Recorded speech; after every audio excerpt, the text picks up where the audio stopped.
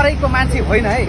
तपाईँकै छोरा, तपाईँको भाइ, तपाईँकै चाहिँ नि भान्जा होइन, जे भने पनि तपाईँकै हो। र हामी के भइरहेछौँ भन्दाखेरि हामी काम गर्ने मान्छे हो, हामी गफ गर्दैनौँ। तपाईँसँग मिलेर, तपाईँसँगको साथ सहकार्यमा तपाईँसँग हरदम काम गर्नका लागि तयारी छ। म यो भन्दिनँ कि म यो बनाउँछु भनेर भन्दिनँ, हामी बनाउँछौँ भन्छौँ हामी।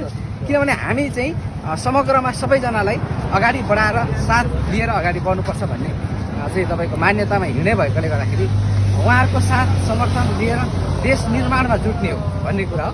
त्यस कारणले गर्दाखेरि हामी निरन्तर रूपमा चाहिँ उहाँहरूसँग सहकार्य गरेर काम गर्ने व्यक्ति भएको कारणले गर्दाखेरि समीर तामाङलाई उहाँहरूले एकदम मस्टली होइन आज वेलकम गर्नुभएको छ होइन, उहाँहरूले स्वागत गर्नुभएको छ। उहाँहरूले चाहिँ हाम्रो क्षेत्रबाट तपाईँ जस्तो व्यक्तित्व आउनै पर्छ, यो माटोलाई बुझेको र यो धरतीलाई बुझेको व्यक्तित्व जसले चाहिँ आफ्नो धरातललाई कहिले पनि बिर्सिँदैन, तपाईँ जस्तो व्यक्ति चाहिन्छ नै भन्ने उहाँहरूको माग। त्यो अनुसार क्षेत्र नम्बर 5 मा त पूर्व प्रधानमन्त्री केपी शर्मा ओलीको पनि क्षेत्र हो।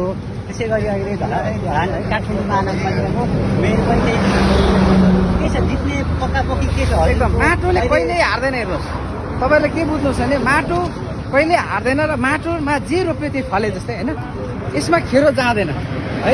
एकदम निर्धक्कको साथ माटोको जित हुन्छ त्यहाँनिर। र निसन्देह तपाईँको चाहिँ नि झापावासीले इतिहासको एउटा सबैभन्दा महत्त्वपूर्ण काम गरेर देखाउनेछ, त्यो कुरा मलाई थाहा छ। हार्नु भयो भने क्षेत्र नम्बर 5 को जनतालाई कसरी अन्डर देखाउनुहुन्छ? कहिल्यै हारिँदैन के। तपाईँले के बुझ्नुहोस् भने हार्छ भन्ने कुरै हुँदैन।